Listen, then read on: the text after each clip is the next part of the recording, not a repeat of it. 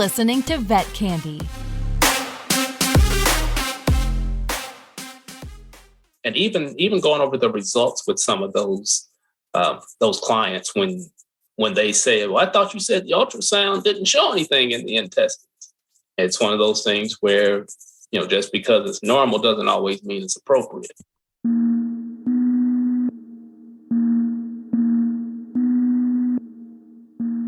Welcome to the Vet Mysteries podcast. My name is Dr. Courtney. I'm a board-certified veterinary surgeon and fiercely devoted to pet and animal health. This podcast is powered by Vet Candy, a multimedia platform offering diverse veterinary content produced by veterinary experts and key opinion leaders. In this podcast, we unravel some of the most baffling and fascinating cases in clinical veterinary medicine. Please let us know how you feel about these cases. You can find us on socials at Dr. Courtney DVM and at MyVetCandy. Now, let's get started. When we talk about veterinary experts and key opinion leaders, when we talk about internal medicine, when we talk about the worst of the worst diseases, there is an internal medicine specialist that I really wanted to talk to. There's no one else when it comes to internal medicine that I would be more excited about talking to besides Dr. Forrest Cummings, internal medicine specialist. Welcome to the podcast, Dr. Cummings.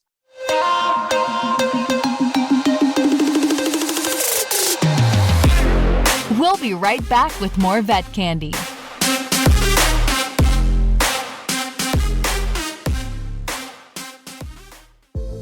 Are you ready to unmask the opioid crisis and uncover the vital role of veterinarians in the battle against it?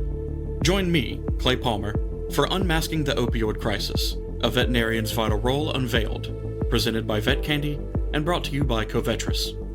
In this enlightening podcast series, I will take you on a journey through the layers of the opioid crisis and talk about the role veterinarians play to help protect their patients, communities, and even themselves. Together, we'll unravel the complexities, engage in insightful discussions, and gain valuable insights.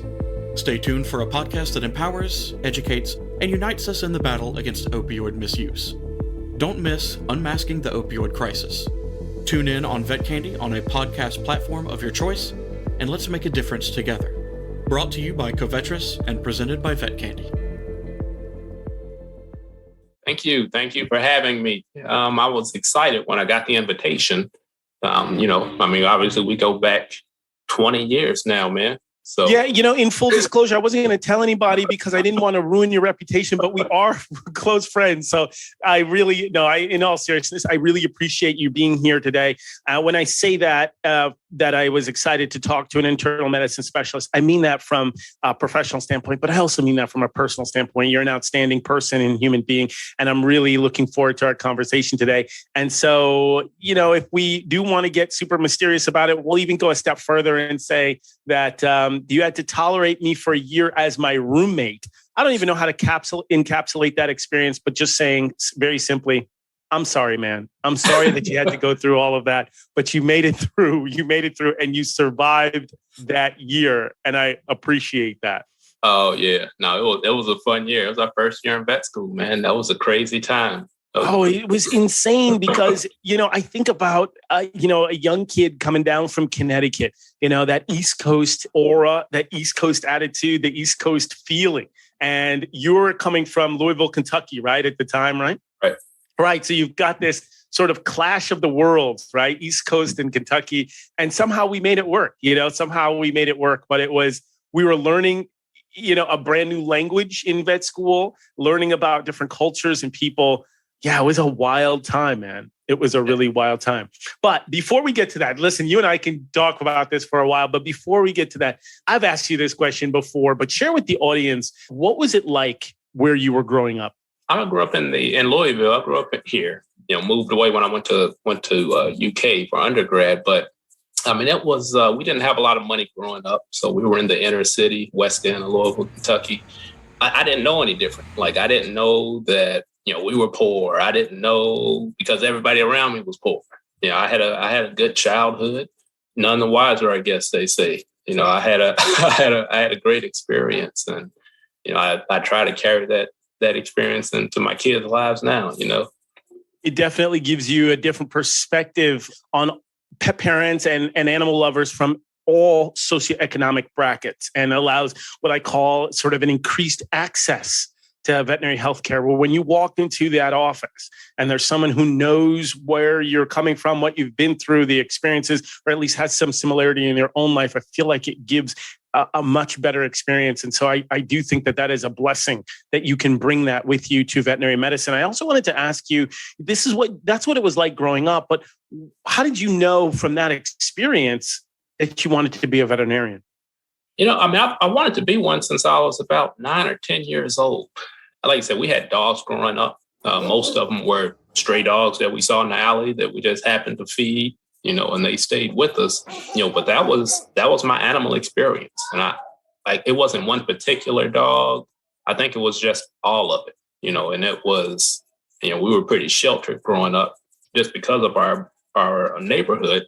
And so, the things that were close to us were the animals. And I think it was just that natural curiosity, science mind that I had, and, putting that together and seeing this whole thing. It was just a natural attraction. Dr. Cummings had a laser-like focus on vet med because he realized early in life exactly where he was headed. I didn't really know what else I wanted to do other than to be a vet.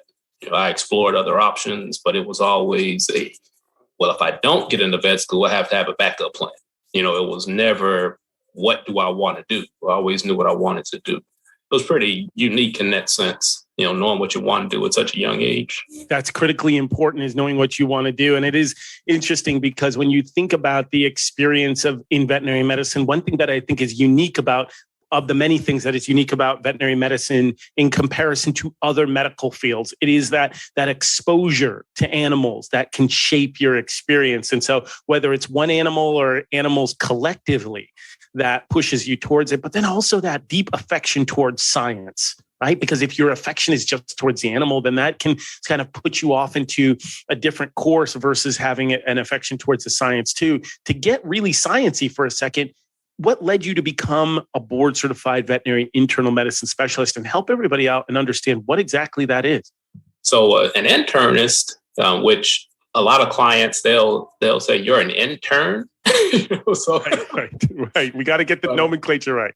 Right. But an intern is just someone who focuses on what it says, on the internal portion of the animal, and we're dealing with primarily diseases of the kidneys and the gastrointestinal tract and the pancreas. We can deal with different types of cancers or lung disease, endocrine diseases like diabetes and Cushing's disease, thyroid disease. It's anything you can think of that could happen internally with this animal. We're kind of left with, what can I do to make this condition or these conditions coexist happily? How can we manage to navigate that disease or disease processes? Dr. Cummings' intellectual curiosity actually led to a change in his life plans. And for me, I went into vet school. I actually went into vet school thinking I'm going to get out of vet school, be a general practitioner. I planned on having multiple veterinary general practices. And first year hit, and halfway through, we had some sort of animal clinical lab our first year.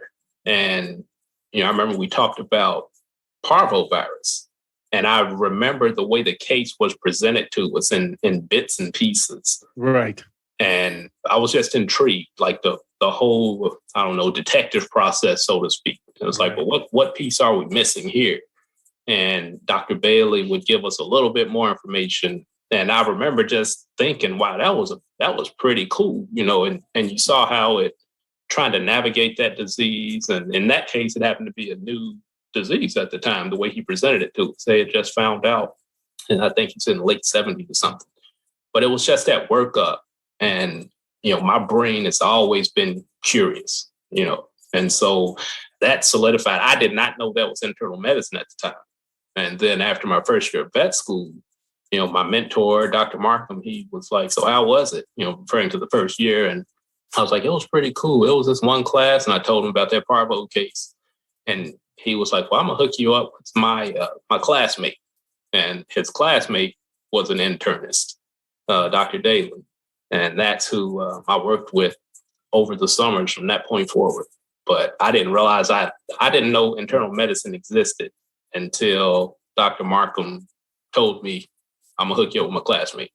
Well, that's fascinating. You mentioned detective work, and that's essentially what we're here to talk a little bit about today. The fact that you are a detective and you use that detective skills to really figure out what's going on with a really fascinating case.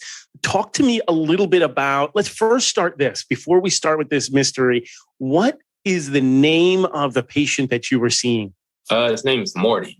Morty. Okay, so you see Morty, and before we spoil the end, what was it like the day that Morty came into your hospital? And give us a signalman if you can. Yeah, Morty is about 13 or 14 years old. He's a little domestic short hair cat, and he came to see me for, chronic intestinal problems, chronic diarrhea, weight loss, occasional vomiting, appetite, kind of hit and miss. But he had been experiencing those symptoms for a couple of months before he came to see me. I was looking at that case the other day, trying to get prepared for this, but he actually moved here from California. Morty is a 13 or 14-year-old cat who moved from California. And how soon after moving from California did this kitty cat get to see you? It was about 6 months or so. At about 6 months. Now, when you first saw Morty, what went through your mind? What did he look like? He was a pretty big cat, not overweight big, but 10 or 11 pounds. Nothing looked ill about it. He didn't look sickly. The owner is just like, yeah, I'm just dealing with this chronic diarrhea. His appetite's bouncing around, not consistent, no matter what I try to feed him. We've tried to throw, medications to control the symptoms. Nothing really resolves, but if you just look at the cat, he didn't look like, wow, he's really doing bad. He's really doing poorly. I didn't get that impression. He had an old age, kind of that old stiff gait, but, right. But other than that, he didn't look like a sick animal. Yeah, all you have to do is just say old man cat, and I know exactly what you mean, what kind of walk you're talking about, that old man cat walk. This is also can be a somewhat challenging conversation, is gathering a relevant history or anamnesis from the family. And she says, I'm trying to deal with this diarrhea, and I've been trying different courses of medications. And when you realize their frustration, when you can hear it in their voices that they've been battling this for a while, what do you say to a family like that when you're trying to just, this is the first time you're seeing this case and you're trying to figure things out? Yeah, I generally, before I jump right into the reason they're there, I usually try to get, a little bit of information about, well, I know why you're here. That's obvious. You filled out a referral form. So the big mystery is, no mystery at all as to why they're in the hospital. But I generally just try to find out more about what other things are going on with the animal. That gives me a lot of information. It can help target my questions. As far as, is he indoor? Is he outdoor? Just tell me about, Morty's life. Does he have other cats in the household? Has he always been sickly? Does he have any other issues that I need to be made aware of? Because all of that information, as much as clients don't realize it, it helps me to form an assessment. Dr. Cummings also elaborates on why the clinical signs of vomiting and diarrhea are not actually diagnoses. Just to say there's vomiting or just to say that there's diarrhea really in the grand scheme of things mean nothing to me. Right. Because so many things can cause vomiting. So many things can cause diarrhea. And so when I hear that, a lot of clients think that, oh, well, it must be the intestine. Actually, you have other things. So that's a really important point. I don't want to interrupt you there, but that's so critical. And I'm so glad that you brought that up, and that vomiting and diarrhea is not a diagnosis, right? It is a symptom or a clinical sign of a diagnosis. And so please go on. Some will think that vomiting and diarrhea is related to the intestine, and sometimes it's not, right? Correct. So, yeah, it was, and that's the information that I just try to get from the owners. So I'm just gathering history, gathering history about the environment, gathering history about other problems that they may have. And now once I get that information, I can make some of the other stuff make sense. What's the lab work look like that's been done? And how am I going to formulate my game plan? It's now a little bit more precise to say, okay, now I see what's been done, what tests we have, what the results show me. And I got a little bit more information from you. And with that, I think we ought to really go down this path. But yeah, that's super important, that history that you gained. So those vital pieces of information, those morsels of information, and that's part of the reason why I think it's so critical that whoever is the caretaker for that animal, it presents with the cat to the hospital, because not to be glib, but these are important questions, and Morty's not going to answer them, right? And so it's so critical that we get this history from the primary caretaker. So you get that history, you get those morsels of information. So where do you go next, and how did you decide on that particular, as you say, game plan? Yeah, so after I got a little bit more information and again, just trying to figure out what medications and things have been tried and what helped or didn't help. It obviously didn't help all the way or it wouldn't come see me, but try to quantify, how long did this work, before you saw that things relapsed. Like I said, I gathered that information and now I can say, okay, well, we haven't had any updated what we like to call minimum database, So it's been about 4 months because, like I said, she had just moved there about 6 months prior to seeing me. And so she is, was trying to find a vet in the meantime. And fast forward, I think that blood work was probably about 3 or 4 months old at the time I had seen it. So, when I have that situation, the animal's still sickly. Dr. Cummings goes on to emphasize the need for current, up-to-date diagnostics. I kind of say, okay, well, here's the blood work from back then, but, and that's the hard part. It's also trying to convince the owner, well, I just did that. Well, you did that last, but you didn't just do that. And that's kind of have to impress upon the clients is that, yes, I repeated this test, but a lot has happened in this time frame. And you said your animal's not better. So could it have been normal back then?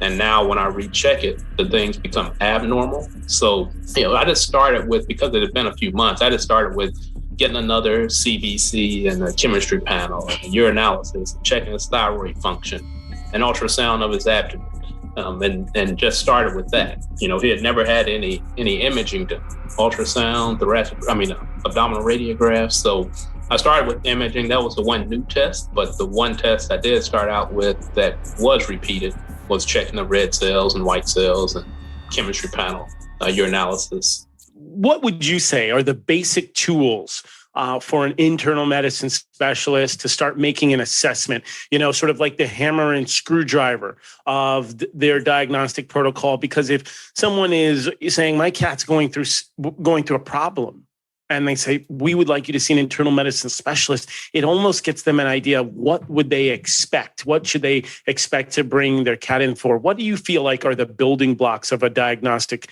regimen with an internal medicine specialist? From a diagnostic standpoint, it's going to be still looking at, I need an overall assessment of how healthy their dog or cat is. And I need to look at the red cells. I need to look at the white cells. I need to look at the urine. I need to look at, the internal organs such as the kidneys and the liver and the electrolytes, pancreatic values, thyroid in any older cat with GI symptoms, check the thyroid.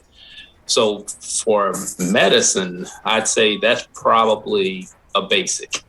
And now you kind of move into imaging because remember, everything's internal. So I need to get an assessment as to, what do the internal organs look like? Could I find something structurally abnormal with this ultrasound? Or if they come in for coughing, let's take some chest radiographs and see if we can see something over in the lungs, And I just kind of use each diagnostic as a stepping stone to kind of jump off and pivot into what direction I need to. Dr. Cummings discusses why one approach for the same disease doesn't always work and why client communication is essential. All the while explaining to the client, my logic. I'm doing this because remember these tests that I ran? This is my thought process. And I try to walk them through it with me because internal medicine can be it's just a mystery in itself. I can have the same disease as 3 different animals and manage them differently because you just can't blanket your treatments. You can have templates, but, this doesn't always apply to 3 different animals or the same 3 different animals, same template doesn't always apply. So I try to walk the client through each step of the process and jump off into this is why I'm doing this. And this is what I'm looking for, and try to educate them along the way because it's a lot of information. And I think anyway, that I'm helping them understand it as I walk through it with them. There's no doubt in my mind that you are absolutely helping them as you walk them through this journey. The question becomes, once you started to do these diagnostic tests, this cat has been, this poor Morty has been ill for a while. And, it's something they've been battling and trying out different medications. But now the next step in it is we're going to do these diagnostics in the hopes of getting what? Answers. What kind of answers were you getting from these diagnostics? And if you weren't getting any answers, what did you start to think?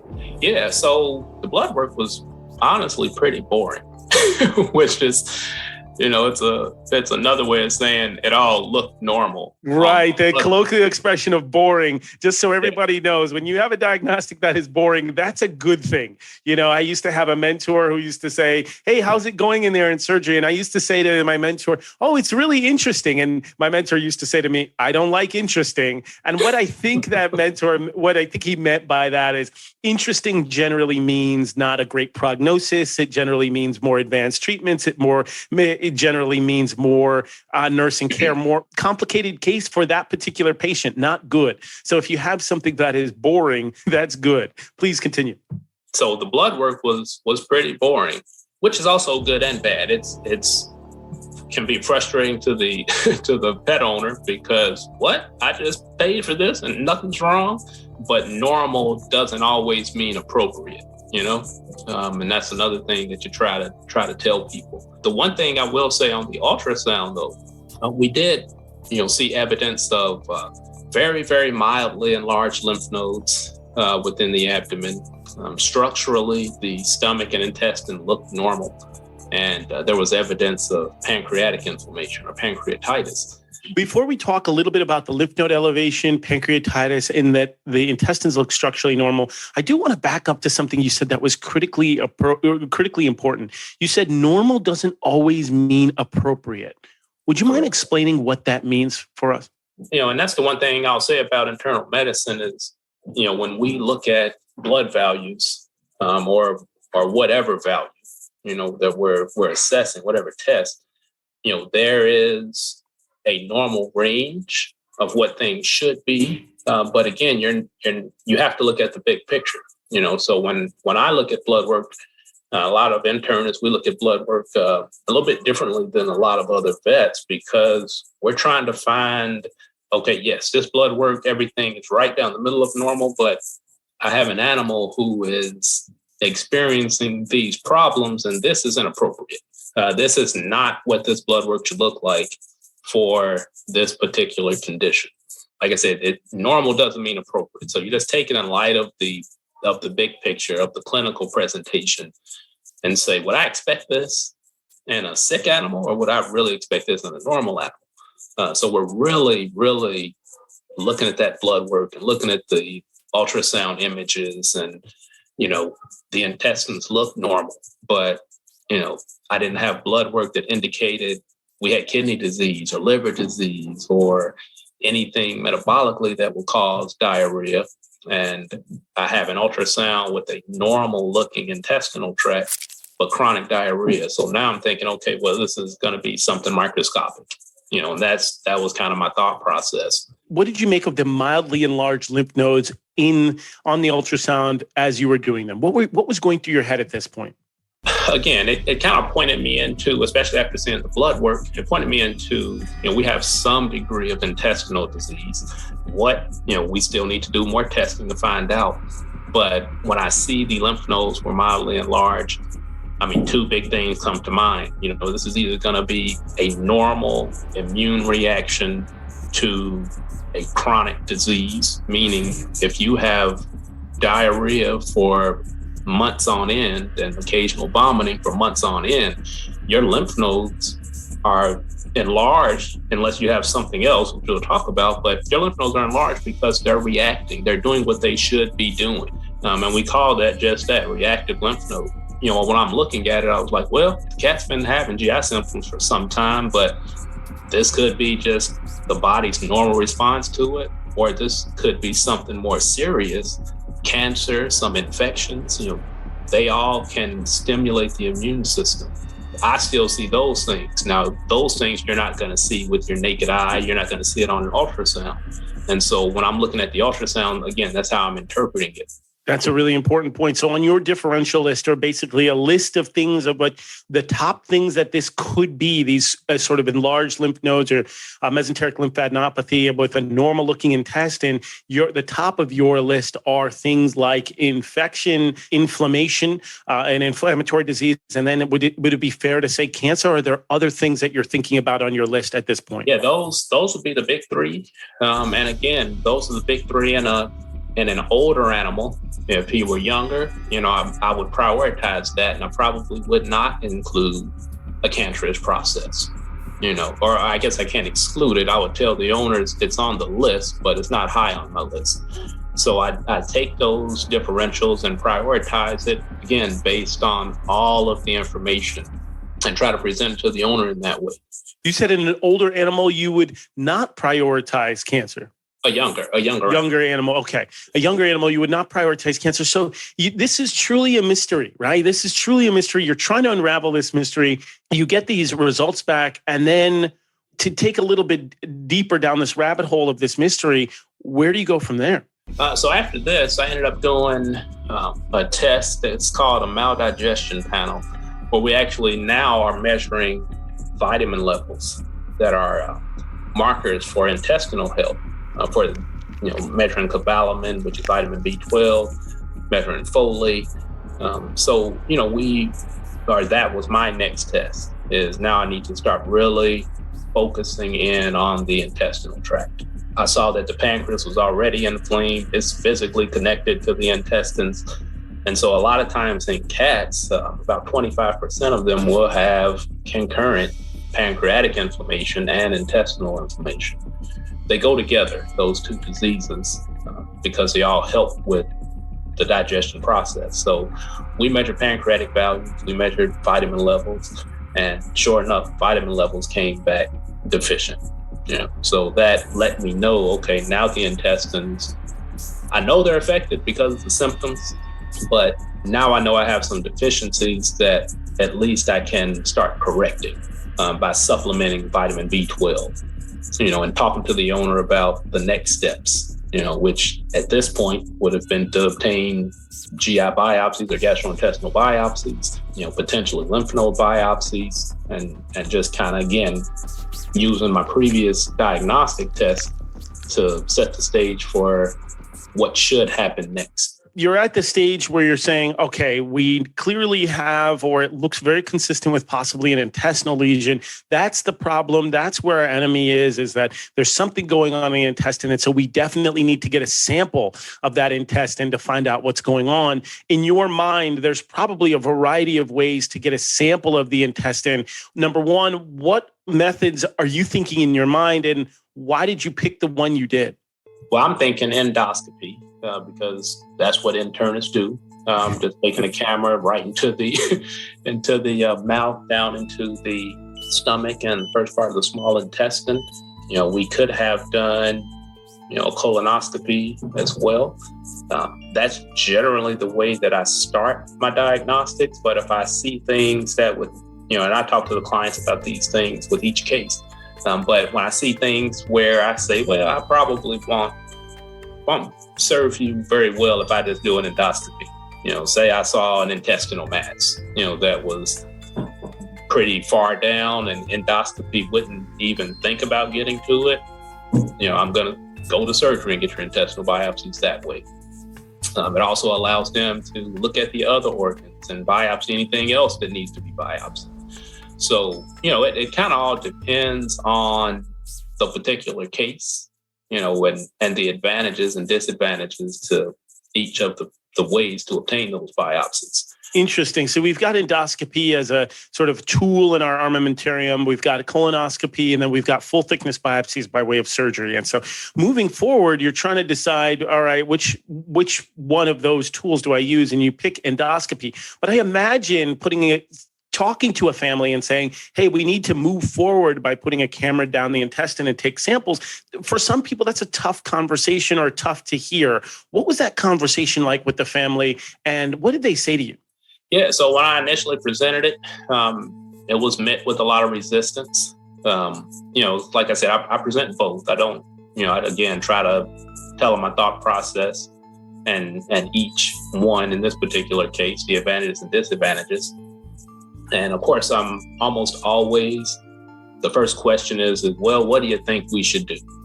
And I want to say, I just told you what your options were. No, but seriously, when they give me that response, again, I just go back to, well, in an ideal world, we'd be getting biopsies so we can figure out the last piece of this puzzle. Dr. Cummings discusses the stepwise process he uses to help clients decide on how to proceed with diagnostics. I guess first you have to decide on if you want to do that. Do you want to get biopsies? Yes or no? If yes, then we'll figure out which one based on that particular animal would be ideal. So the first step is just trying to get them to say, yes, I want to do it. With Morty, she didn't want to proceed any further at this point. We're at that crossroads of, okay, well, I know what should be done, in an ideal world, but you're met with reality, and they say, yeah, that sounds like what should be done. And then they make you use your brain and say, well, what else can we do? And so I'm just like, I really wanted to find this out, because my curious brain is trying to figure this problem out. And that's the fun part about internal medicine is, again, everything's not going to be cookie cutter. And so you can present what would be an ideal diagnostic plan, and then you're met with reality for various reasons why that plan doesn't always play out. There was just a lot of, well, I don't know, this isn't going to work for me. He's 14. It's just, all of these questions that are not questions, all of these statements that they have, and right or wrong, it boils down to, well, I need to come up with something else to try to help out that hasn't been done. At the same time, I don't want to start something that, if she decides to change her mind, would alter my test results. So, that's an internal struggle that I have to deal with and kind of sort through and say, well, what can I do? What can't I do to see if I can, help? But again, not hinder any results if they do decide to proceed forward. Absolutely. And so, you're trying to figure out, how do I help and what can I essentially do? Were you were able to proceed with the endoscopy, and how did that go? Yeah, so I was able to proceed about 4 months later. 4 months later. Unreal. You were able to get your diagnostic test at 4 months later. And what do you think was the primary delay, primary hang up? Very simply put, was it financial? I don't think it was financial. Looking back on it, it's not like the prices changed, so I think it was just how much, and this is something that veterinarians have to kind of keep in perspective, because it's easy to make a recommendation, but there are a lot of other factors that play into it, besides money. And so in speaking with the client, she was just trying to figure out how much does she put him through. And we had done, diet trials and, different medications. And ultimately she, like I said, did it. But, there was, looking back on it, a lot more than just a financial obstacle, which is a real thing that we all have to face within vet medicine. But, this was a lot of emotion. I don't want to hurt him trying to figure out an answer. Well, an endoscopy is relatively safe. What if he doesn't wake up from anesthesia? What if we don't find out the answer? If we do all of this stuff, then what? Just a lot of the hypotheticals that, I'm sitting here like, I don't know, because, you don't always know the answer to those questions. But there are questions that I'm asked on a daily basis. That's one of the things that, you kind of have to adapt to, and probably medicine more so than internal medicine, more so than like surgery, for instance. I'm gonna fix this dog's leg, or I'm not gonna fix it.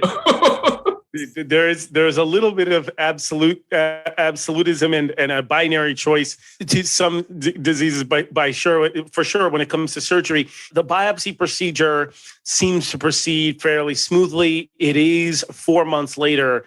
At what point did you realize I've got a problem here? Yeah, it was when I got the biopsy back. So about a week after, get your report, and like, oh, okay, let's see what the pathologist saw. Oh, intestinal lymphoma. Wow. Oh. And even going over the results with some of those clients when they say, well, I thought you said the ultrasound didn't show anything in the intestines. It's one of those things where, just because it's normal doesn't always mean it's appropriate. Explaining that to a lot of families, well, I don't know, because it's just that shock phase that they're in at this point. They hear a cancer diagnosis and it automatically goes south. Everything's gonna, go downhill rapidly. I'm gonna have a sickly looking animal, and at this point in time, I think he had lost about 2 pounds, which is pretty significant, for an animal that only weighs 10 pounds, to go down to 8. So he had lost about 2 pounds. Nothing was really working.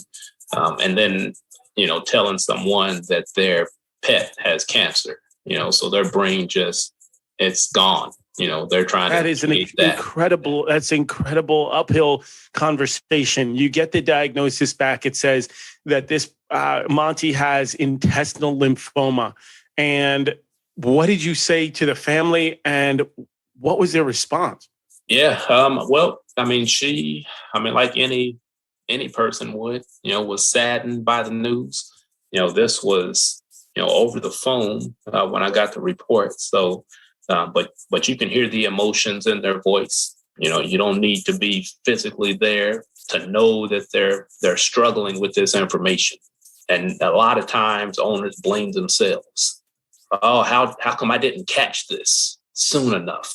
Why didn't we do this sooner? Why, if they could turn back time type scenario.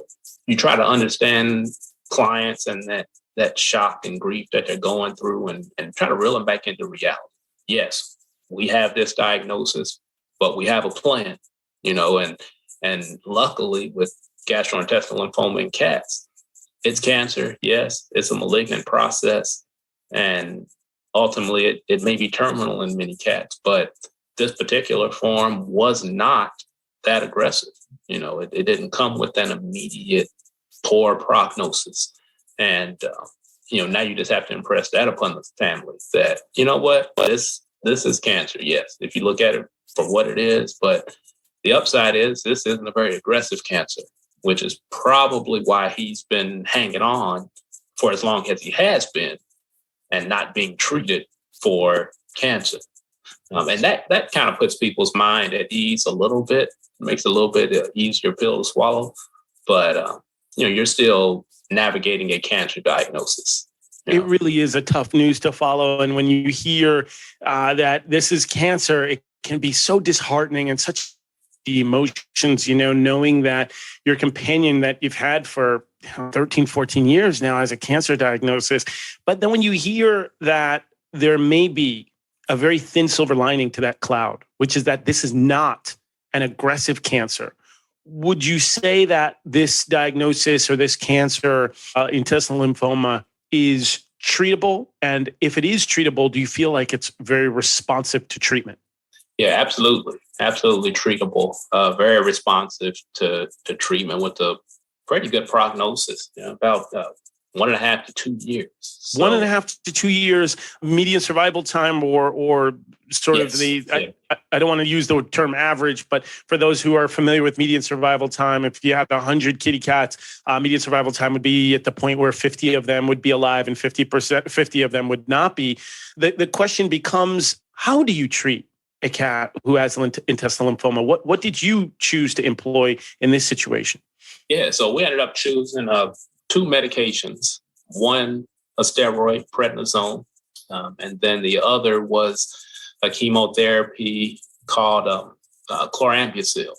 And that treatment together with intestinal lymphoma, this particular type of intestinal lymphoma in cats, comes with a pretty fair, what I would call fair prognosis. And medications are given by the family members at home. I just see them back for physical exams and, just do some blood work, make sure they're tolerating things okay.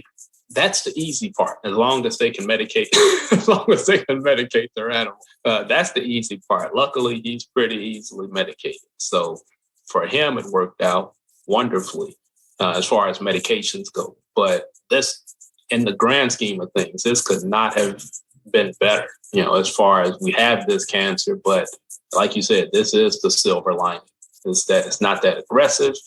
And I've had multiple cats that have gone, 4 or 5 years, and I've done nothing different for those cats. But when I tell families about that and tell them about, other cats in the same situation and how they've done, they do feel comfortable, and they feel like, okay, all hope isn't lost. I can still have, my loved one here for quite some time. And I think that gives them a little bit of hope. And I hope that a lot of them feel like, it wasn't something that they missed. That's another thing that I really try to hammer home for the ones who feel really guilty about missing this. I didn't find it until I did an endoscopy. So why would you find it?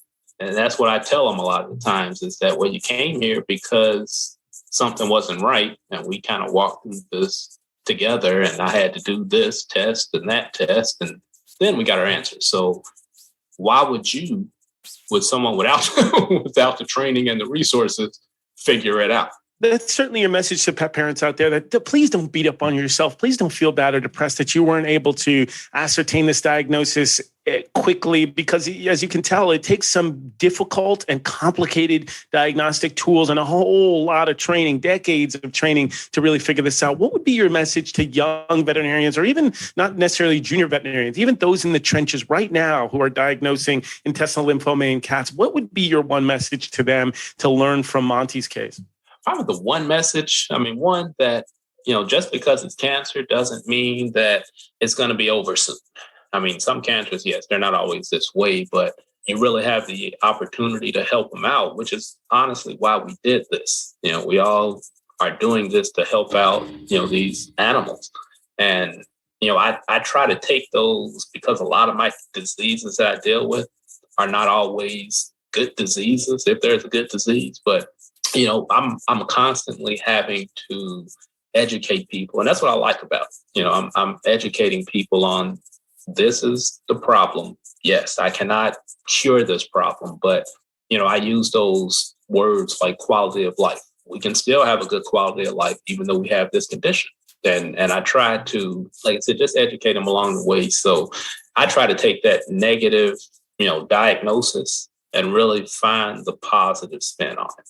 That's what I enjoy about it. That is, because we have this doesn't mean that, we have to sit here and cry about it every day, because we can still make a difference. We can still make a difference. Man, I really feel like that message is so critically important. And it's one that I want every veterinarian and every veterinary technician and every veterinary health professional to think about at every moment, with every client, with every patient. We can still make a difference. That is from internal medicine specialist, Dr. Forrest Cummings. Listen, I just want to get one last update. How is Monty doing right now? Oh, doing great. Great. Yeah, he's doing great. That is wonderful news. That is wonderful news. He's still on medications? on medication. I actually refilled it about a month ago. Refilled it about a month ago. That is good. So you are definitely making a difference. Well, listen, everybody listening, including myself right now, is sending healing energy out to Monty right now. And we really want him to just continue feeling like a cat and continue living his best cat life. So listen, I am like beyond energized after hearing about you unraveling this mystery step by step, process by process, breaking it down for us exactly why you did what you did. A lot of mystery there because you're dealing with diagnostics that came back essentially, as you say, boring, and trying to figure out what is, as you say, just because it's normal doesn't mean it's appropriate. And that is certainly something that I really want everybody to take home with them from this conversation. Dr. Cummings, man, thank you so much for joining the podcast. Thank you for sharing that case, Monty. And thanks for being such a good detective when it comes to being an internal medicine specialist. If we do a round 2, would you be open to coming back? Yeah, absolutely. Absolutely. Before we go, it's all a mystery. It is all a mystery. Before we go, would you mind letting everybody know if they did want to find out where you work, a little bit more about you, where could they find you? I work at Blue Pearl, Louisville, Kentucky. I am not really on social media, man. I'm not really That's amazing. I don't have a handle. Follow my wife, Joy Griffin. And I love that. He says he's not on social media, folks. This is absolutely beautiful because, as they say, so many great things are possible when you don't have a Facebook account. No, I'm kidding. Shout out to all those on socials. And this has been wonderful. Thank you again, Dr. Cummings. I really appreciate it. And I look forward to the next time we get the chance to chat. All right, man. Thanks. It was nice seeing you. Nice seeing you too.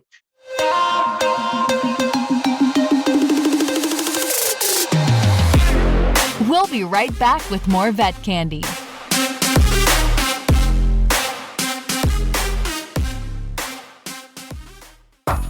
Vet Candy makes learning fun with the most exciting experts on the planet. Become a Vet Candy member for exclusive access to our library of more than 100 studio qualities and race-approved videos taped in 4K. Say hello to streaming and goodbye to boring webinars with us. Plus, members can connect with specialists and licensed mental health care experts on our forums and get answers to your burning questions with our knowledge database. You can even create a custom learning plan, keep track of your progress, and track your CE credits all in one spot. Your personalized learning journey starts with us. What are you waiting for? Sign up today at myvetcandy.com. There you have it, folks. You got to hear from Dr. Cummings, internal medicine specialist out in Louisville, Kentucky. Got a chance to talk to us about Monty, a cat who had intestinal lymphoma, but that diagnosis only was achieved through diligent and methodical process of the diagnosis of essentially unraveling this mystery. We could have thought it was possibly an inflammatory bowel disease or maybe an infection. And unfortunately, it came back as intestinal lymphoma. But the key that Dr. Cummings mentioned is at every step, you can still make a difference. So we definitely want to give a big shout out to him for joining the podcast. And as always, thank you for joining the Vet Mysteries podcast. Remember, there is nothing stronger than the human-animal bond. Please take care of your pets and each other.